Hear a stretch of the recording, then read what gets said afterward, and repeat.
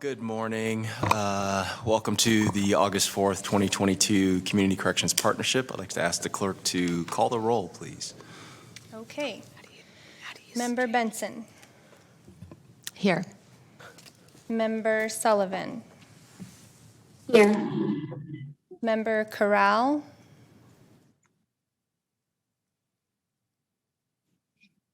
Saw her. Member Corral. She was on the Zoom earlier. Oh, there. Here. I'm sorry, I was on mute. Thank you. Member Damiano. Here. Member Peterson. Here. Member Katari. Here. Member Long.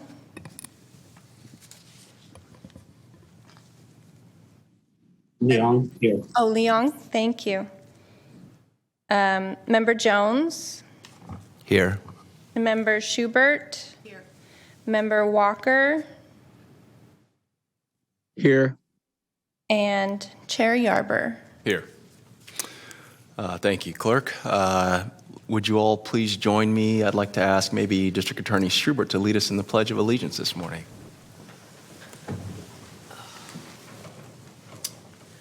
I pledge allegiance to the flag To the flag of the United States of America and and to the republic for which for it which it stands, stands, one nation, under God, indivisible, justice for with liberty and justice for all.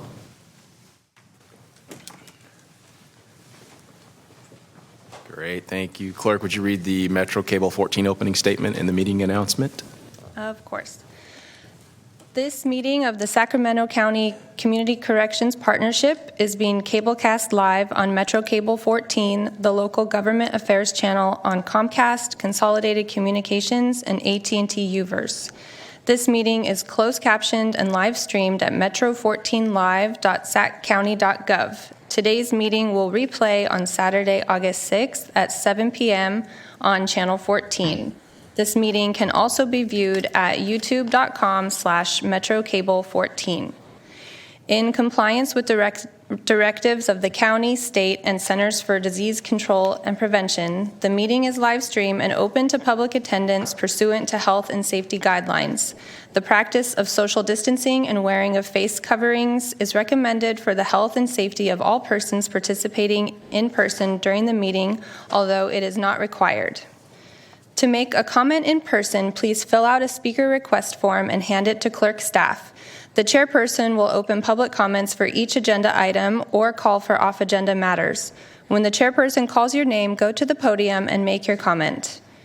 To make a public comment by phone, dial 916-875-2500 and follow the prompts to be placed in queue for a specific agenda item or off-agenda matter.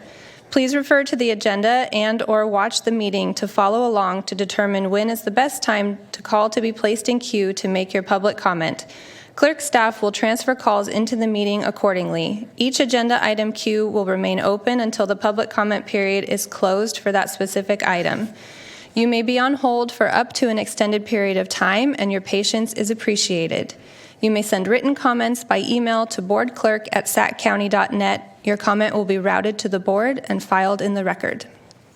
Thank you so much. So just as a reminder that today's meeting is a hybrid meeting occurring both in person and via video teleconference.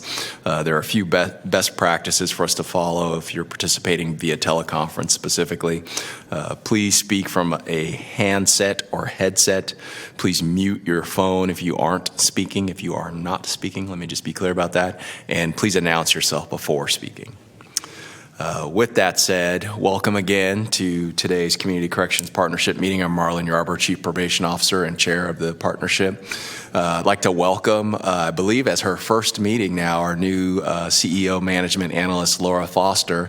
Appreciate having you here today, and also want to send a special thank you to Catherine York, who I see sitting just behind her, who has supported us through countless agenda items and work product that's been produced by the partnership, and of course the advisory board as well. So thank you both for being here. In addition to that, we'll just say we have perhaps an interesting agenda today, as we'll hear a little bit about where we're at with May's consent decree, and obviously talk about some of our planning efforts and metrics as well. With that in mind, Clerk, would you mind reading the first item for us? Item 1 is presentation on May's consent decree. And if there are no opening comments, I believe I will turn to, is it Mr. Heyer first? Yes, that's correct. Good morning, Mr. Chair, members of the CCP. Morning. My name is Rick Heyer. I am a supervising deputy county counsel here in Sacramento. And aside from being the counsel for you as the CCP, I am also the lead counsel for my office on all matters related to the May's consent decree. And I appreciate the opportunity to speak to you today about the May's consent decree.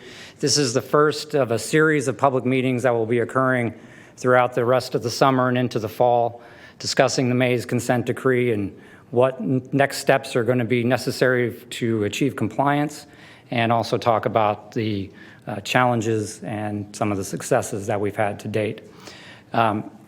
During the course of this presentation, if you have a question, please do not hesitate to ask me. I think it will flow much better if you ask that question right when it occurs to you. So with that, let me go to the first slide and tell you what our goals are for today. I want to first explain what the May's consent decree is. I realize that most, if not all of you, have some familiarity with the concept of May's, but I want to ensure that we all have a common understanding. I'd also like to briefly explain the process that got us to May's, the history of the case, very briefly, I promise. I want to give some detail about what May's requires and the monitoring process. As I mentioned, I want to talk about some of the successes that the Sheriff's Department and Adult Correctional Health have had in compliance, but also have a frank discussion on the challenges that still face the county with compliance. And then finally, I'd like to talk about the reports that maybe some of you have heard about that the county commissioned that we expect to be released very soon to the public. I want to give you a high overview of that. And then finally, I want to come back to the idea of what the next steps are in those public meetings. So, May's consent decree is a class action. It is a federal court order, has 6 components of a remedial plan to address unconstitutional conditions of confinement in the county jail system. It was the result of 5 years plus of negotiation with class counsel, and that class counsel is the law office or law firm of Aaron Fisher, Disability Rights of California, and the Prison Law Office. It is monitored by court-appointed experts. There are 2 experts in medical care. There is a mental health clinician who is the expert for mental health services, of course. They're the probably most premier expert in the country on suicide prevention is our suicide prevention monitor. And then class counsel are the monitors for conditions of confinement and ADA.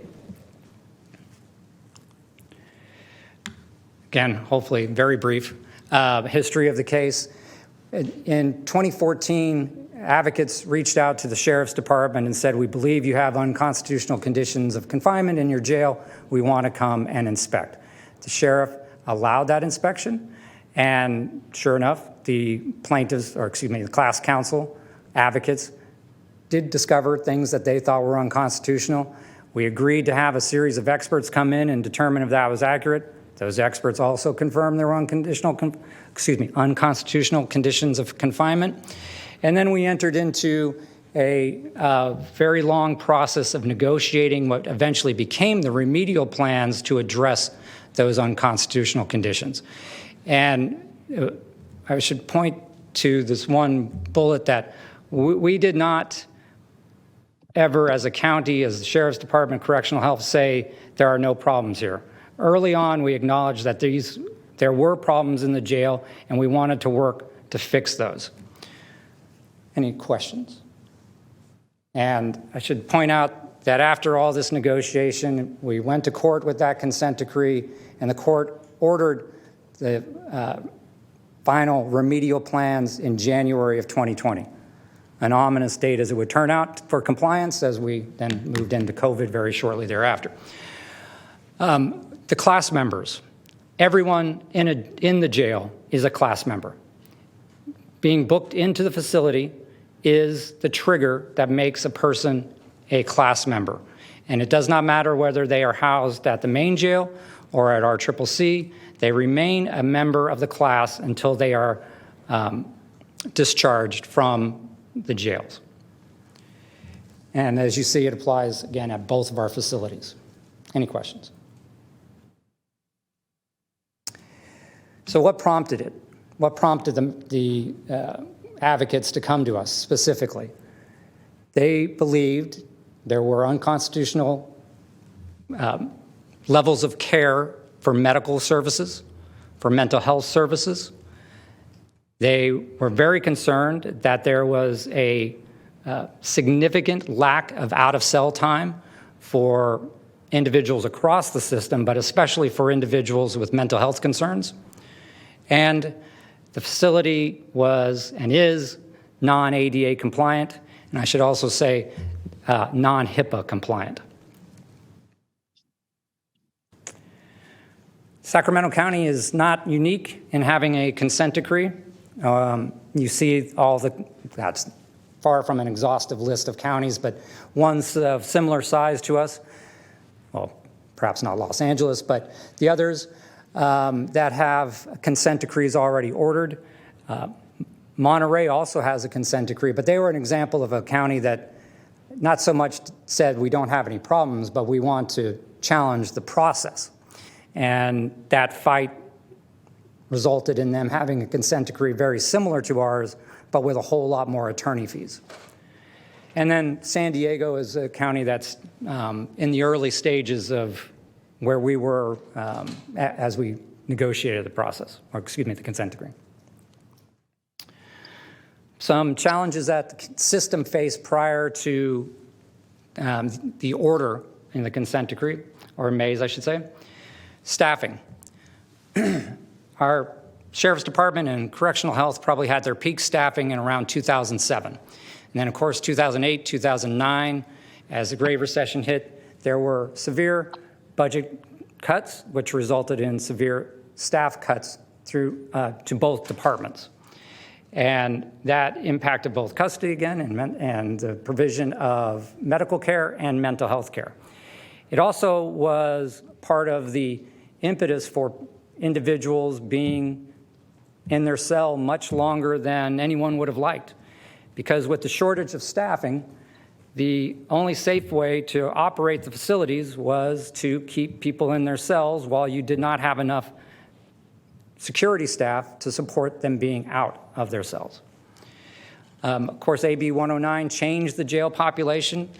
The facilities were designed for pretrial and individuals sentenced to a year or less, and as AB 109 was implemented and became the law, that population has shifted to becoming much older, having longer sentences, and the corollary to those things are they also have greater mental health and medical needs. And it cannot be said enough, I think, that our facilities are very old. The building across the street from us today was designed in the 1980s, prior to the implementation or the enactment of the Americans with Disability Act, prior to the enactment of HIPAA. It's concrete. So not only was it not designed to comply with those laws, because it's concrete, it's not very amenable to being renovated to be updated to comply with those laws. Any questions?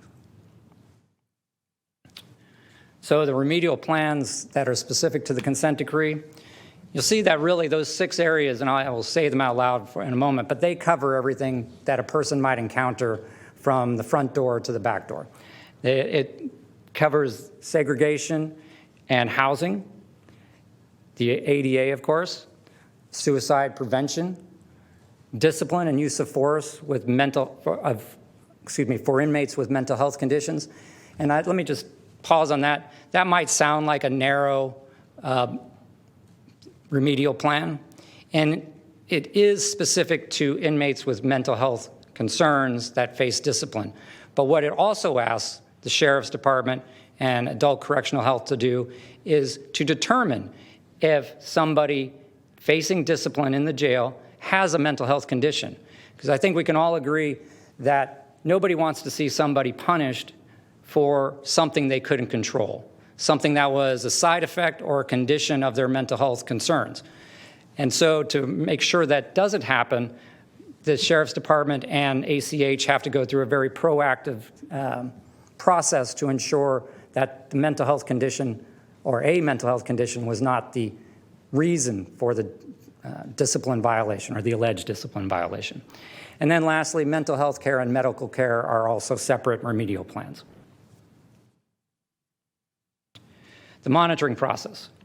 The court-appointed experts write a report every 6 months on their specific areas of monitoring. And prior to that, the county does a self-monitoring report that we go through the consent decree and say whether we are compliant or not compliant with the very specific provisions of each remedial plan. And I believe at this stage we are 4 or 5 self-monitoring reports into the process. Challenges with compliance. As I mentioned, the order went into effect in January, and of course in March of that same year, the COVID pandemic began. COVID was and remains a very daunting challenge for the system. Of course, it's important and critical that we get necessary care to individuals that are positive and or may be positive. But the facilities make that very challenging because the facilities were not designed to have quarantine space for individuals with communicable diseases, especially large numbers of individuals with communicable diseases. So through the whole COVID time period, it has been an ongoing challenge to find space for individuals that are COVID positive and or ones that were exposed. And so it has resulted in long periods of no out-of-cell time as we try to manage the COVID outbreaks that have occurred. I should also say, though, one of the successes there is that we have been very proactive in getting inmates vaccinated to the extent that they're willing to pick that up. And I think have managed these outbreaks as they've occurred successfully. And those outbreaks have generally followed about 2 or 3 weeks after we see an outbreak in the community. Staffing has continued to be a challenge. We do have approval from the Board of Supervisors to augment the Sheriff's Department staffing and the staffing at ACH. Recruitment continues to be a challenge to fill those positions, but hopefully that will get better over time. And then COVID, of course, has stretched what is already a stretched workforce even farther. And then again, the old facilities. The way that impacts compliance on non-COVID issues is that we don't have in our system enough treatment space, specifically for individuals with mental health concerns. We don't have group space. We don't have a appropriate milieu for individuals that are in crisis. We also don't have facilities, again, that are HIPAA compliant. And trying to fix that, as you see with the bullet point of concrete, is almost impossible because you can't really modify these buildings or that building over there. Some successes that we have had, though, in compliance, starting with ACH, we created the IOP program, the Intensive Outpatient Program. This actually was done prior to the consent decree even being ordered. And what the IOP is either a step down or a step before somebody goes to the LPS unit, meaning somebody that might be in crisis. The IOP gives us a place where they might go prior to having to go to the most secure mental health facility within the jail. and receive appropriate care. But it also is a place where somebody coming off that highest mental health unit can step down and receive appropriate care, appropriate group care as well. ACH has added staffing, as I mentioned. They've also completed most of the policies and procedures that needed to be updated because of the consent decree. And as I mentioned, they have managed, I think, extremely well during the COVID outbreaks. The Sheriff's Office created a compliance unit, and now that compliance unit is at both facilities. This, again, was done prior to the enactment or the order of the consent decree. They have also revised numerous policies and procedures to come into compliance with the consent decree, and they've expanded reentry services and increased staffing. So the expert reports to date, if we were to look at them, a couple common themes are prevalent. There are many areas of noncompliance. Some of those will be overcome with additional staffing. But we will continue to have significant areas of noncompliance because of the facilities. So to answer what to do about that issue, the county commissioned 3 reports, actually. The first was we went to the architectural firm Knockton Lewis and asked them, how many people could the main jail hold and still be in compliance with the consent decree? Or to say it another way, how many people would have to be released from the main jail or not be housed at the main jail anyway and be in compliance with the consent decree? The second study was done by Kevin O'Connell, and he is a data analyst with a great deal of experience in corrections and mental health systems. And we asked him, how many people could we reasonably expect to release or divert from custody if we implemented reasonable diversion and/or alternatives to incarceration programs? And then lastly, the third report is a peer review of both of those reports. That report I've been told I may get today. And it's the expert that we asked to do that is a woman by the name of Wendy Still, very experienced in probation in Alameda County, CDCR. And again, we asked her to look at both of those and to give us her opinion on the validity of those 2 studies. So what did they say? Well, I should mention, they're not public yet because we're waiting on the peer review. Once the peer review is done, they should be public very shortly. Yes? That was my question, is are they going to be available for review and from other agencies as well as the public? Yes, they will. Once we wanted the peer review done so that the other 2 firms, if there are things that Ms. Still determined were not valid or had questions about, they could look at and determine if they needed to make any changes to their report. So that has been the holdup for releasing those. Like I said, I'm hopeful that we will get a draft report today from Ms. Still, and that then I in turn will give those to the 2 experts. I anticipate that there will not be much changes based on conversations I've had. And so I anticipate that all 3 reports will be made public and, of course, available to our partner agencies very shortly. We have a second question. Deputy County Exec Jones, go ahead. Thank you. And just adding to that is exactly those 2 reports, the Knockton Lewis and Kevin O'Connell report, are still considered drafted in progress until the peer review validates in that case. Then all reports will be publicly releasable. But I say when that trigger point comes, which we anticipate within the next week or 2 perhaps, we'll make sure we give it to all of the criminal justice partners at the same time it goes to the Board of Supervisors. Thank you. Any other questions? So what do those reports say at the moment? big question. The answer is from Nocton Lewis that we would have to reduce the population at the main jail by approximately 1,000 inmates to hope to get to some level of compliance. But even then, with that reduction, or frankly, any reduction, we would have significant areas of non-compliance because, again, the building just does not support compliance with the Americans with Disability Act, HIPAA. And that is probably most glaring in our booking loop.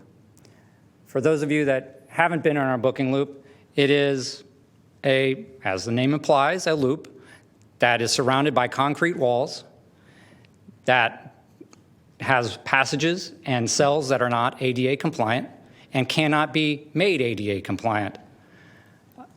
So Nocton Lewis, of course, has said it doesn't matter how many people you get out of the facility, that's never going to change as long as it stays like it is now. Mr. Heyer, can I ask a quick question? Yes. Maybe two.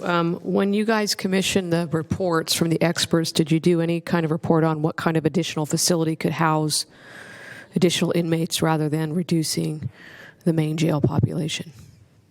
That is a report that we're doing now, having them looked at what other kind of facilities could be, might be available. Okay, and then the second question is, on your bullet point there, you said that they reduced the main jail of 1,000 people. What about RCCC? Thank you. That's a great question, and one I was hoping somebody would ask. The reason that we focused on the main jail is because the main jail is the entry point for the vast, vast majority of arrestees. And the reason it's the main entry point is because it's centrally located for our system partners. We could not really do an effective booking out at RCCC as it exists now because the facility is very small. But even if we were to change that booking facility out at RCCC, it comes with significant challenges. Of course, it's very remote, at least from our main user of the jail, which is the Sacramento Police Department. It's sometimes inaccessible because of flooding or fog. It is remote from services. Medical services, mental health services. Yes, those could be moved down there, but there's a great deal of challenge to creating space for them in that facility. And because mental health and medical services are primarily located at the main jail, in turn, individuals with the highest medical and mental health needs are at the main jail. So the main jail is really the point, and I should also say, the main jail comes with many of the areas of non-compliance we find. When we have out-of-cell time issues, it's because we can't get people out of their cell in the main jail. When we have issues with not getting enough group time, it's because there's not enough space in the main jail. So that's why we focused on the main jail to answer the question, what would the system need to have a reduction there? Did that answer your question?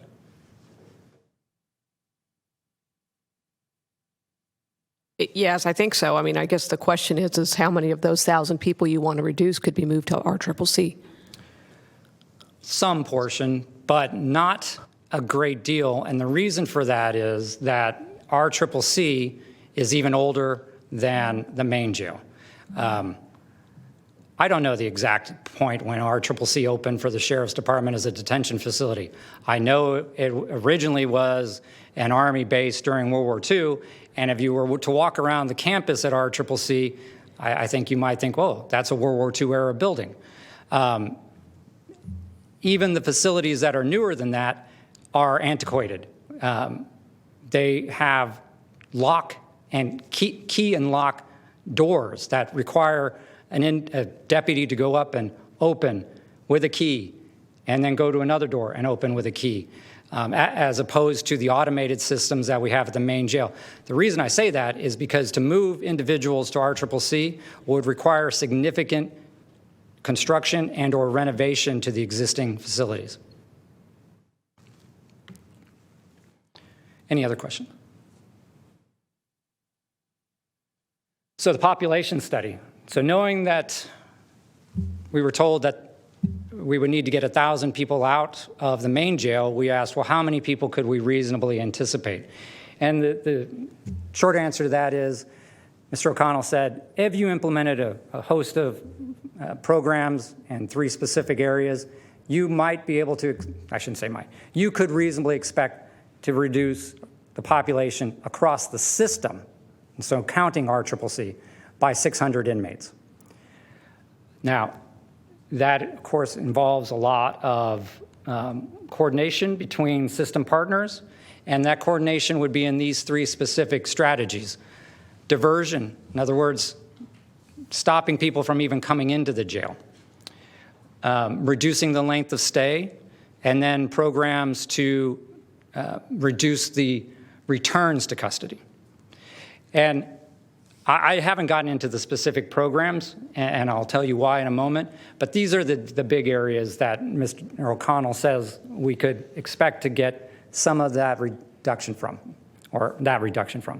I will add that, as some of you may know, there's been a great deal of interest in our contract with the Federal Marshal. The Federal Marshal contract is for approximately 300 beds. We have spoken to the Federal Marshal and made it clear that we can't house 300 of their inmates anymore. And the Federal Marshal agreed that Sacramento had been carrying an inordinate burden for the surrounding communities. And what I mean by that is we were the jail where pretrial detainees in the federal system were being housed, not just if they were Sacramento arrestees, but if they were Yolo, if they were San Joaquin, Amador, all of the contiguous counties, and maybe some even farther than that, were coming here. Now, the reason that was appropriate or desired by the Federal Marshal was, of course, the courthouse where they would be having their trials is literally across the street from the jail. But nonetheless, it's not as sustainable for this county to be that jail any longer, given our challenges. What the Federal Marshal did ask us is that when they are Sacramento arrestees, we, the Federal Marshal, should still be able to house those individuals in the Sacramento County jail system.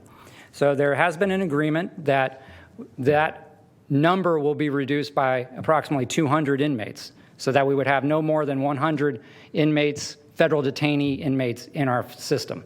And the Federal Marshal is working to get to that number as we speak. Because, of course, you have to find another location, and then you have to go through the COVID protocols for whatever that other location is. So it's not a process that can happen overnight, but it is in process. Yes? And just a couple of quick questions about the average daily population. My understanding, there's about 3,700 inmates or so, because we track it at our office. And I guess the question that we'll have eventually, and for the public's interest, is my understanding there's probably 300, close to 300 that are awaiting transfer to state hospital. There's 120 or so awaiting transfer to state prisons. So we have large numbers that are really not our responsibility in a way.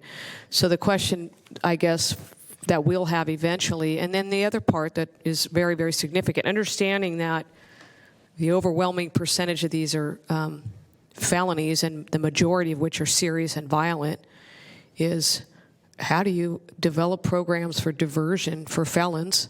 How do you reduce the length of stay for serious and violent and things like felony domestic violence and other types of crimes? And how do you tell the public that we're not going to return somebody to custody that was either on PRCS or parole that has committed a new violation? So those are just questions we're going to pose, but I think for the public's sake, understanding the average daily population, because these are not people that are going in and stealing from CVS. These are folks that are committing serious and violent felonies. Those are the things that we're going to want to really dive into when we get to those later discussions in the workshops.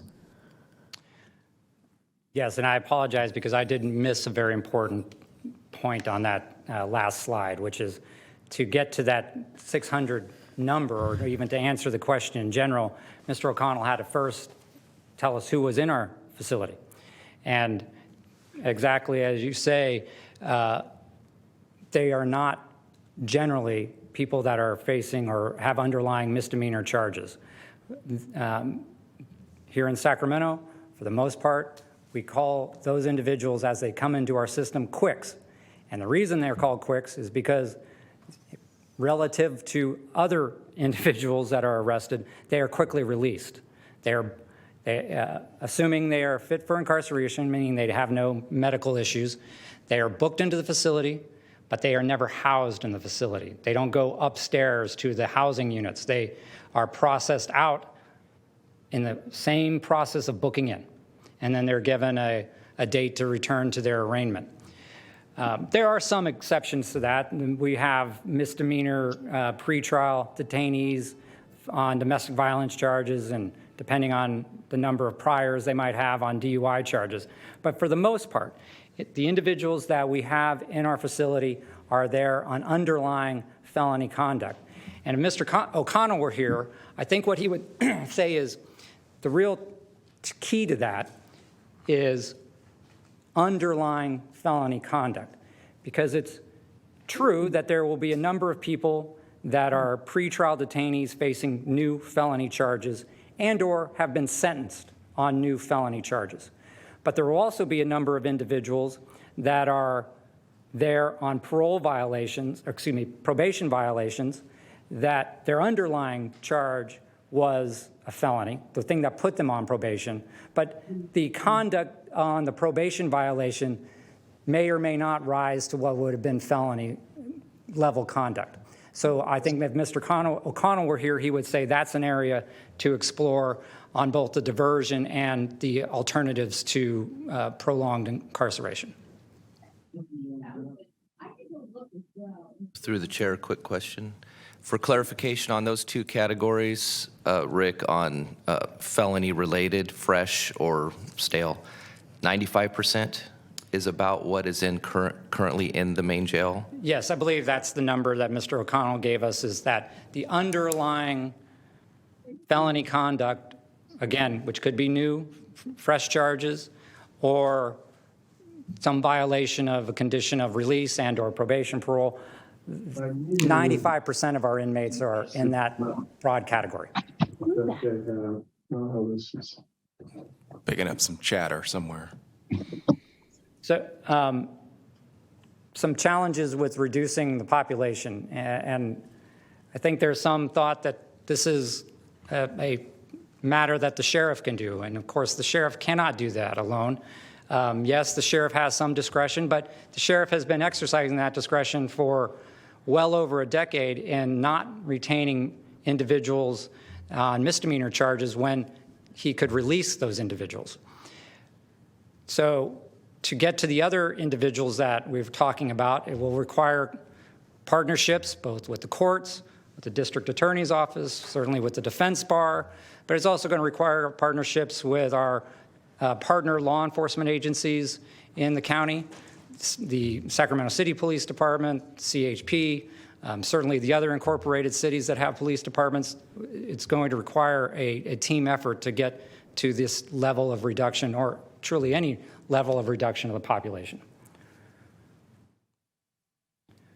So from here, where do we go?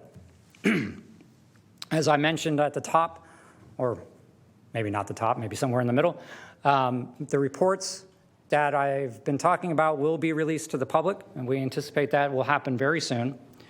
We will be having a workshop with the Board of Supervisors on those reports.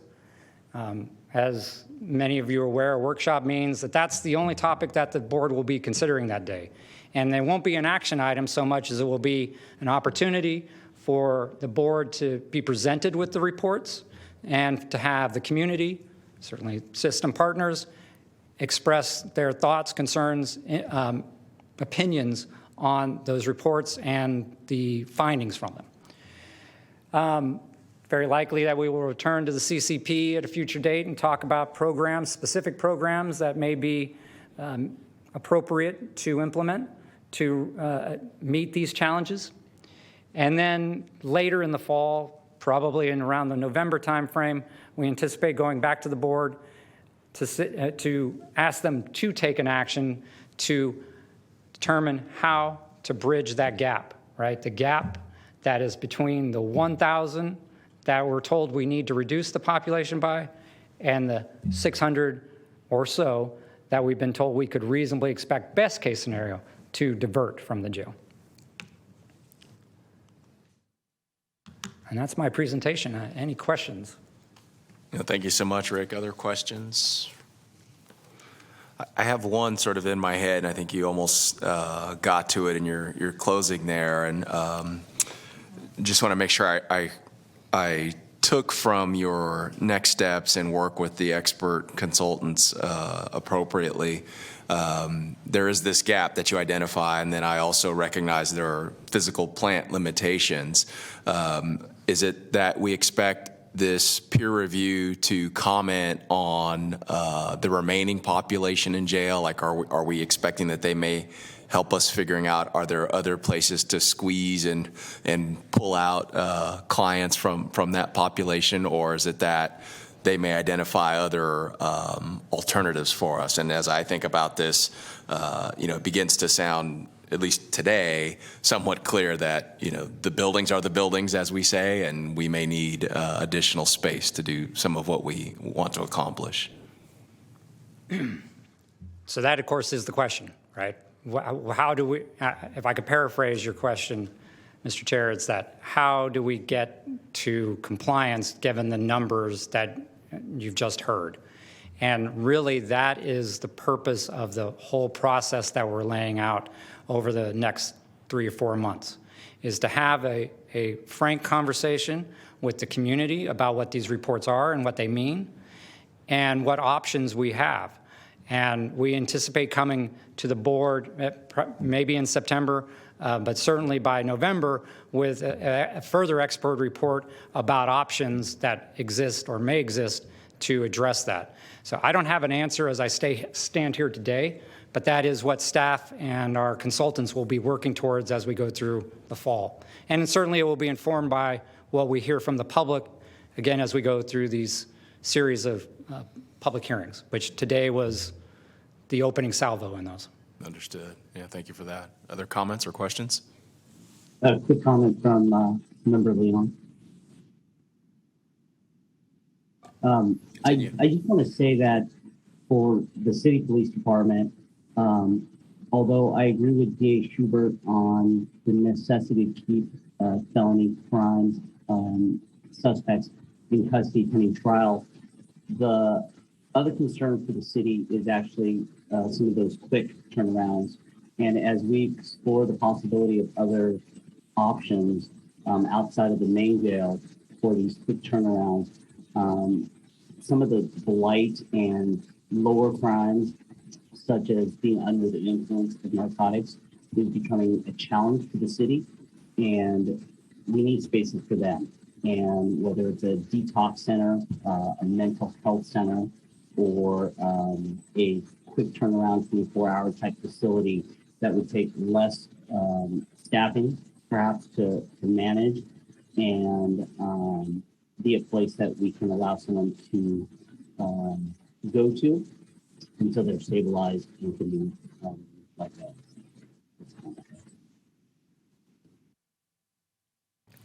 Thank you. Other questions? I'd just like to thank Mr. Heyer for all of his work over the years on this and continuing work in the presentation today. One thing I think to address the district attorney's concern or question about RCCC also is I'd just like to share that the overall composition has continued to change and evolve, and we have the majority of our inmates are pretrial. The original design of our system was to have sentenced inmates transferred to RCCC. And now more than half of the inmates there are pretrial, which creates extreme logistical challenges and inefficiencies. So the entire system has issues, right? In addition to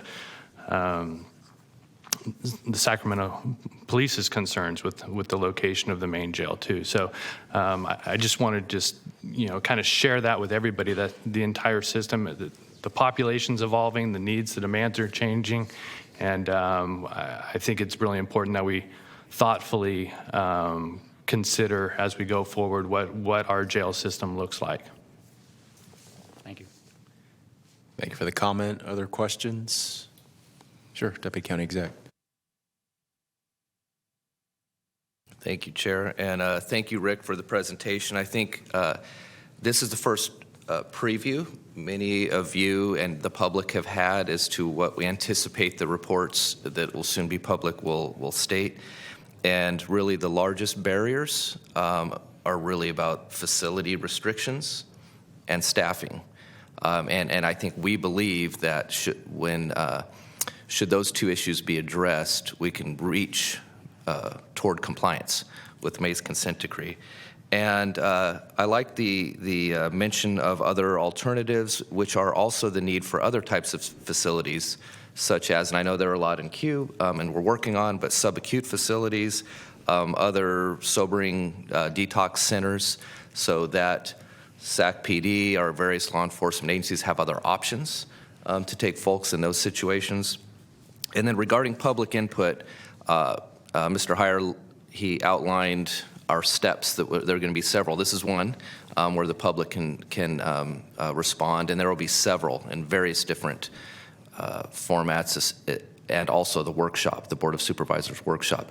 But also there is a currently forming Public Safety and Justice Agency Advisory Committee that we're still taking applications, by the way, for up to 15 members of the public who can then look at these reports and various determine what the direction of the county may be headed and can have input on maybe other alternatives. So I just want to ensure that everyone knows that there is that committee that can really help inform some of the policy as well. Thanks. Thank you for those comments. Other questions? You know, just as I hear reference to pretrial, appreciate the opening as, certainly probation department and public defender's office operating pretrial efforts, if you will. And for me, it's just the reminder that we continue to, explore expansion and full actualization of those offerings as best we can going forward. I think anything, we do in that regard will certainly help us with regards to closing that gap that Mr. Heyer referenced. Thank you. If no other comments, Clerk, are there any public comments on this item? We have no phone-in public comments and have not received any requests to speak. Are we certain the phones are working, Clerk? Yes, we did have one on the line, and they dropped off a while ago. Thought I heard someone. Excellent. Well, very good. If there are no public comments, I believe we can open and close that portion of the item. Let's move to the second item on the agenda, if you would not mind. Clerk, can you read the second item for us? Yes. Item 2 is Community Corrections Partnership Advisory Board update and vote to approve recommendation for a special meeting of the Community Corrections Partnership in September 2022. Thank you. And Laura, are you able to walk us through the item, if you would not mind? I'm ready, thank you. Thank you. Good morning to the Community Corrections Partnership. It's a pleasure to be here with you today. As I'm still learning, I'm going to try to follow Catherine's style for my first meeting here, and then we'll explore some other presentation options as we continue with these meetings, and I find my own way here. So I'll go ahead and read the item. Since the CCP meeting that was held on June 2nd, 2022, the Community Corrections Partnership Advisory Board, or CCPAB, has held 2 additional meetings. The CCPAB and its ad hoc Budget and Program Committee have continued efforts to further examine priority recommendation categories in the AB 109 Plan 2021 update to determine what approach is most feasible for ongoing monitoring and evaluation to inform program and budget decisions. Because AB 109 plan goals include decreasing use of jail housing, maintaining community safety, and reducing recidivism, it's critical to identify the specific measures and metrics to support each of these goals. Of these, there continues to be ongoing discussions over how best to track and measure recidivism reduction. Initially, the CCPAB had proposed selecting recidivism measures based on the Board of State and Community Corrections, the BSCC's, recidivism definition. The BSCC defines recidivism as conviction of a new felony or misdemeanor committed within 3 years of release from custody or committed within 3 years of placement on supervision for a previous criminal conviction, where committed refers to the date of the offense and not the date of conviction. This definition was developed under 2013's AB 1050, in part to enhance realignment reporting and provide consistency in local data collection relevant to recidivism, as reducing recidivism is a central goal of AB 109 public safety realignment. The CCPAB discussed acquiring recidivism data through the assistance of the Sheriff's Office and Probation Department for 6 months cohorts of those released from jail and those starting a term of placement on community supervision for a prior criminal conviction. Applying standard 6-month timeframes of January through June and July through December each year will allow for identification of recidivism baselines and trends over time that can be presented by calendar year or fiscal year. At the June 2nd, 2022 CCP meeting, members raised concerns over whether it was possible to query and extract the requested data in order to meet the BSCC definition, given the complexity of the many data systems that the Justice Partners in Sacramento County use. Additionally, the most recent CCPAB meeting included extensive discussions on a desire to draw a distinction between broad recidivism metrics and measures of success for individual programs. To delve into this further, the following efforts are in progress. First, we have continued to consult with department-specific subject matter experts on the feasibility of extracting recidivism data based on the metrics identified in the BSCC definition. We also formed an ad hoc committee from the CCPAB to develop a proposed recidivism definition that includes reference to the distinction between recidivism and specific success metrics tied to program and service goals in the AB 109 plan updates and reporting. The CCPAB intends to bring forward its recommended AB 109 Plan 2022 update at the October CCP meeting. The CCP would like to include a recidivism definition and associated metrics in the updated AB 109 plan. To allow for additional time to prepare that definition that's both feasible and reasonable, the CCPAB recommends the CCP vote to approve a special meeting in September that would be scheduled based on this availability of our partners, if selected, to review and discuss the proposed definition. This meeting would be in addition to the existing meeting schedule. Should the CCP choose not to authorize the special meeting for the purpose of approving a recidivism definition, staff recommends the CCP direct the CCPAB to include its proposed recidivism definition in the AB 109 2022 update. Thank you. Thank you for that. Appreciate it, and well done for your first time. Let me turn to our partnership members, see if there are any questions or discussion on the item. Sure, Deputy County Exec Jones. Thank you, and I do realize I am a non-voting member. However, I did want to just bring the county executive office's perspective to this, if I may, to the group. Thank you. Which is, I don't necessarily know if there's a need for a special meeting, but that's up to the voting members to decide. But I did want to just put out there that the county executive's office has chosen to accept the BSCC's definition of recidivism for the purposes of approving AB 109 grants, because that is, BSCC is involved in that, and it's a metric used for them. Not at all saying there are other metrics of success to be used and to dive deeper into other areas, but that is the CEO's office stance as far as just as we get and approve grants before going to the Board of Supervisors, as the related is coming through BSCC. So I just wanted to advise the group. No, of thank you that. for offering that. Let me jump in as well. Just, I recognize the hard work of the advisory board and appreciate certainly the recommendation and all of their efforts towards moving us to, better metrics and better reporting, if you will, on our performance.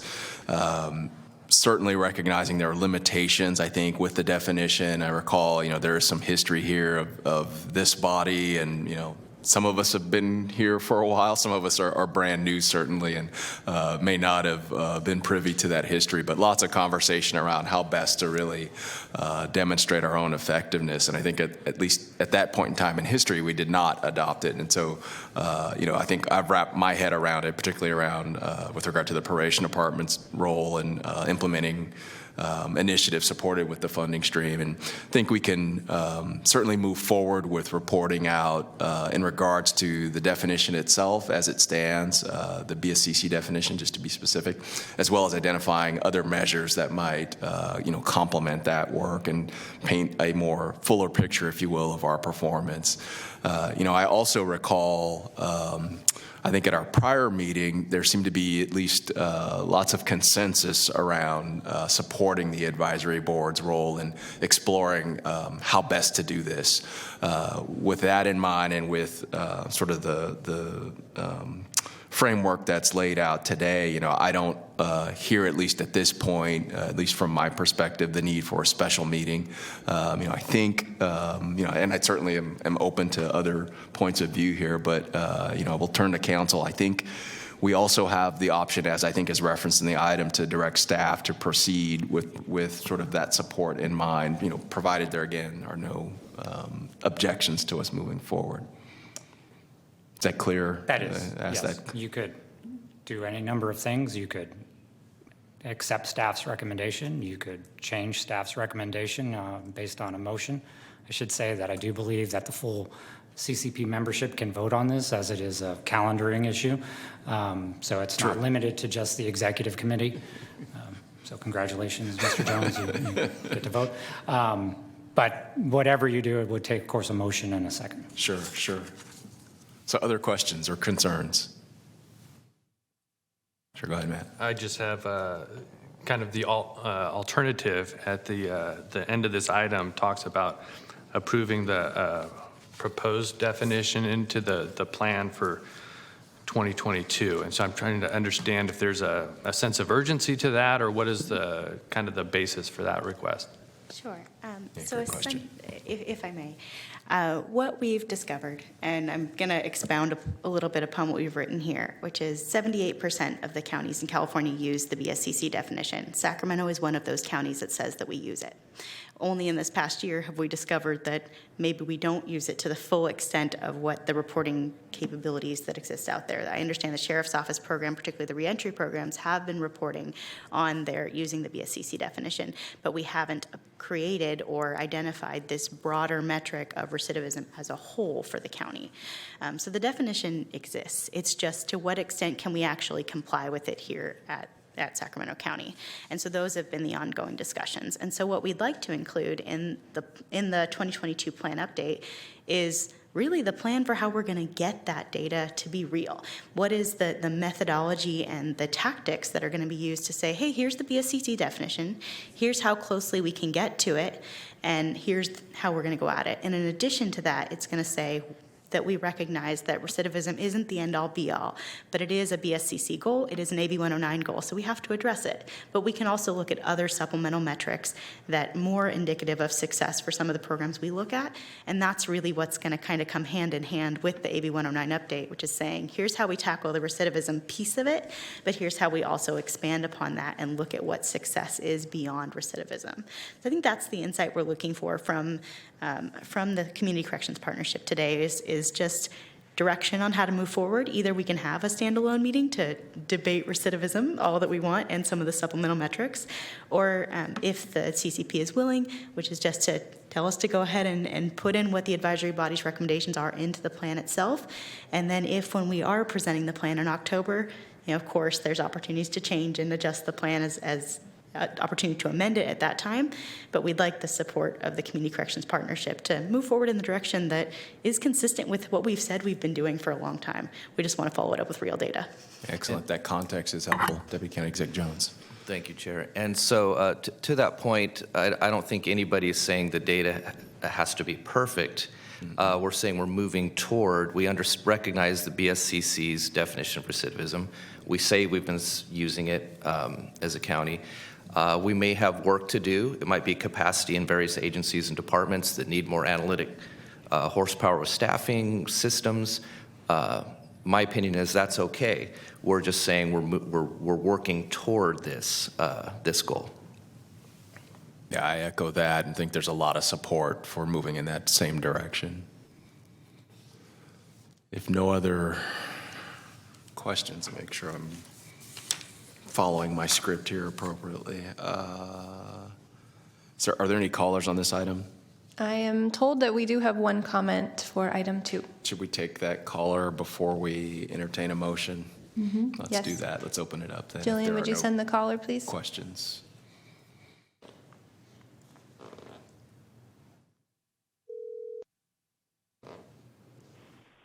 Hello, caller. You can start with your comment. You have 3 minutes. Hi, good morning, CCP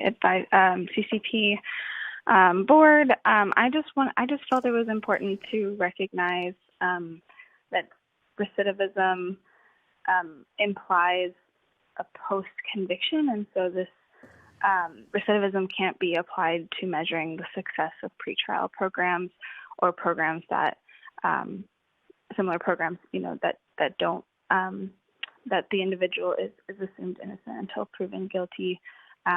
So just wanted to add that in there and appreciate what's been said about the nuances, and just it's important to not apply recidivism to everything. Thank you.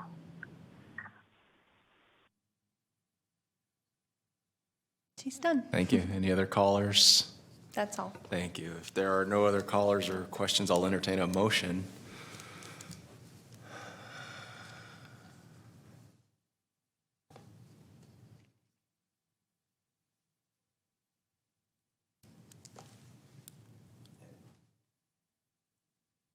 In this meeting, am I have voting rights? Okay.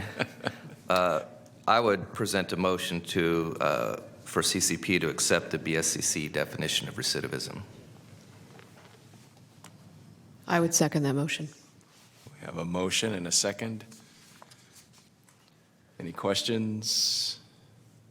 Need to take a vote, and I don't have my screen available. Do you want to do voice vote, clerk? Yeah, I'll do a roll call vote. And I let's do do want to that. note that member Gordon did join the Zoom a while back, so I'll include him. Excellent, thank you. So member Benson, Yay. member Sullivan, Yay. member Corral, Yay. member Damiano, Yay. member Gordon, Aye. member Peterson, Aye. member Katari, Aye. member Long, Aye. member Jones, Aye.